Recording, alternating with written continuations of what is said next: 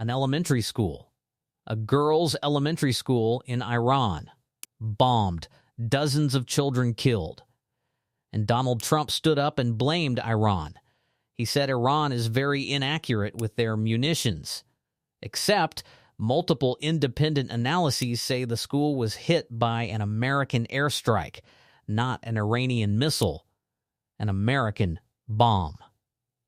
Dropped on a school full of girls.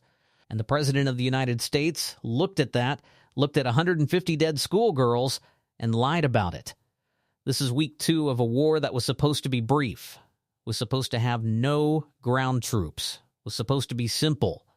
None of that is true anymore, and it was never going to be. Let's start with the school, because this is the most important thing that happened this week, and it is being buried under everything else. A girls' elementary school near a naval installation in Iran that the United States was actively targeting was hit by a strike. Dozens of children killed. The death toll, according to reports, approximately 150 Iranian schoolgirls. 150 children. Trump's response was immediate. He blamed Iran. He said their munitions are very inaccurate. He implied an errant Iranian missile hit the school. Except the school was near a target the United States was already bombing. Multiple independent analyses point to an American airstrike. And CENTCOM, the U.S. military command responsible for the region, has been slow-walking the investigation, taking their time, dragging their feet on releasing information. You know why military commands drag their feet on releasing information? Because the information is bad. If an American bomb hit that school, and the evidence strongly suggests it did, that is not a tragic accident in a war zone. That is the direct consequence of how Trump and Hegseth decided to fight this war. No rules of engagement, no concern for civilian casualties. We are not going to fight a woke war. We are going to go in and kill as many people as we possibly can. That is not a description of the enemy's approach. That is a description of ours. That is what Hegseth said. That is the policy Trump signed off on. And 150 girls are dead. Now let's talk about the lie. Because Trump lying is not news. But what kind of lie this is matters. This is not Trump exaggerating crowd sizes. This is not Trump making up a story about his business deals. This is Trump lying about dead children to avoid accountability for killing them. A member of Congress, a ranking member of the House Armed Services Committee, said this week on television that Donald Trump is a liar, not someone who occasionally says untrue things, not someone who misspoke, a liar, someone for whom the truth is completely irrelevant to anything that comes out of his mouth. He said there is not a single moment in Trump's life when he stops and asks himself, is that actually true? That is a sitting United States congressman, ranking member of the Armed Services Committee, talking about the commander-in-chief of the United States military. And he is right. Because here is what we know. The school was near a U.S. target. Multiple analyses point to a U.S. strike. CENTCOM is not rushing to share information. And Trump went on camera and blamed Iran before any investigation was complete. That is not a mistake. That is a pattern. The same pattern we saw with the Minneapolis shootings. The same pattern we saw with the shifting Iran war rationales. Say the lie fast. Say it confidently. Hope the truth comes out slow enough that nobody is paying attention anymore. It is working less and less.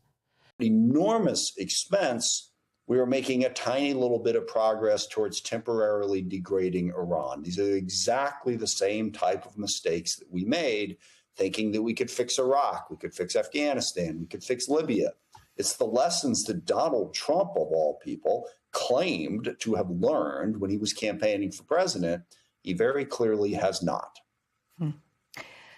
So Trump also blamed Iran for the airstrike on an Iranian girls' elementary school that killed dozens of children, adding they're very inaccurate with their munitions. He did not cite any evidence for that.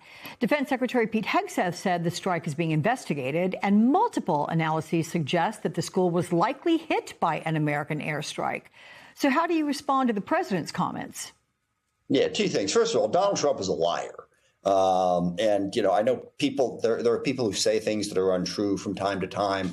There are people who say lies from time to time. And then there's people like Donald Trump, who the truth is completely irrelevant to anything that comes out of his mouth.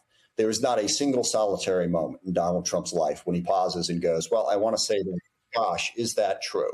Now, it's not to say that he doesn't occasionally accidentally say things that are true, but it is never the focus of the words coming out of his mouth.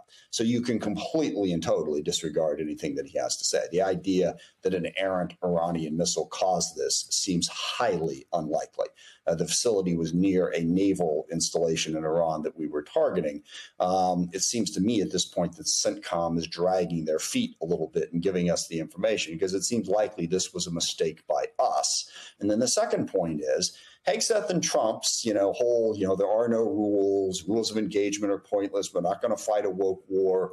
Basically, we're going to go in and try to kill as many people as we possibly can. That sort of callous disregard for protecting civilian lives in a conflict has consequences. And I am pretty sure that when the dust settles and we see what actually happened here, the death of those 150 Iranian schoolgirls will be one of those consequences of taking that cavalier an approach to protecting civilians in a war. Now let's talk about what Trump said before this war started. No ground troops. He said it clearly. The war will be brief. No American boots on the ground. Limited strikes.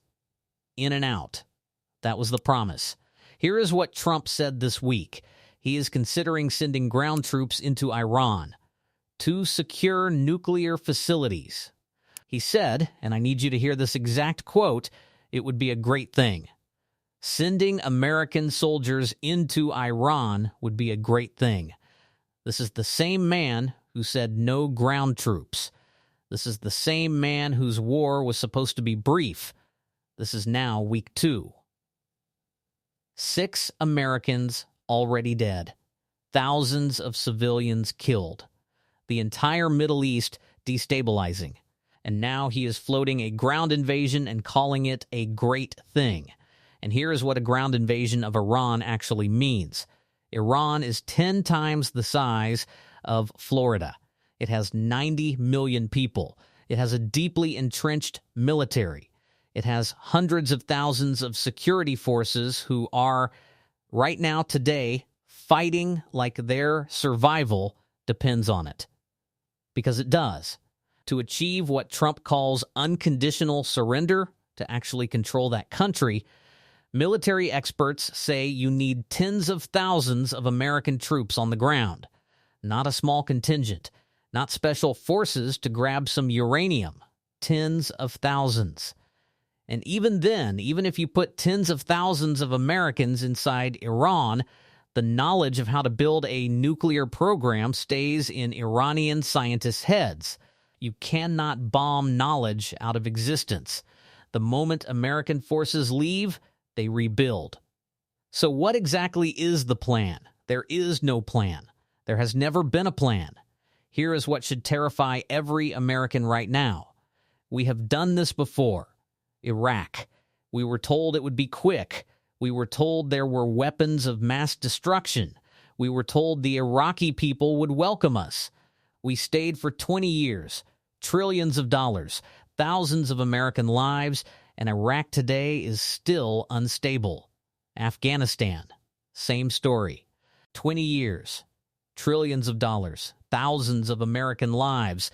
The Taliban is back in power. Libya, we intervened, removed the leader, left without a plan. Libya is still a failed state. Every single time, the same mistakes. We go in thinking it will be easy. We discover it is not. We pour in more troops, more money, more lives. And we come out with nothing to show for it except American families who lost someone. Trump, of all people, knew this. He campaigned on it. He said it out loud. He mocked the people who started those wars. He said he had learned the lessons. He has learned nothing. He thought he could drop a few bombs on Iran for 2 or 3 weeks, get the leader he wanted, walk away looking like a winner. That was the plan, apparently. That was the entire strategic calculation of the President of the United States before starting a war with a country of 90 million people. Drop bombs. Bully them. Get what you want. A congressman said this week, that is monumentally stupid. His words, not mine. And now, having failed to achieve that in 2 weeks, Trump faces a choice. Find an off-ramp, negotiate something, declare some version of victory and stop the bleeding. Or dig in, send troops, escalate, throw good money after bad, add American bodies to the 6 already coming home in coffins. And the congressman said he is frightened about what the answer to that question will be. So am I. We are back with the breaking news. President Trump saying he is considering sending ground troops into Iran to secure its nuclear facilities at some point, after previous statements saying the war will be brief and involve no U.S. ground forces. This after Axios reported the U.S. and Israel discussed sending special forces to secure Tehran's stockpile of highly enriched uranium. Lawmakers today responding to the administration's war plans. Even if you were to do something wildly dangerous, like putting American ground forces in to try to extract some of their enriched uranium, there's still going to be the knowledge inside Iran so that if you don't actually succeed in putting a new leader inside that country, they'll just be able to rebuild that capacity as soon as American forces are gone. Let's move with a discussion about what an authorization for the use of military force looks like and provide the legitimacy to the president. I believe that some of the reasons why you may see some hesitancy among voters right now is they're just not clear what we're doing and how long we're going to be doing it. Joining me now is Washington Congressman Adam Smith. He is the ranking member of the House Armed Services Committee and a good friend to this show. Congressman, we're glad to have you back, sir. So President Trump's plans for the next phase of the war remain unclear.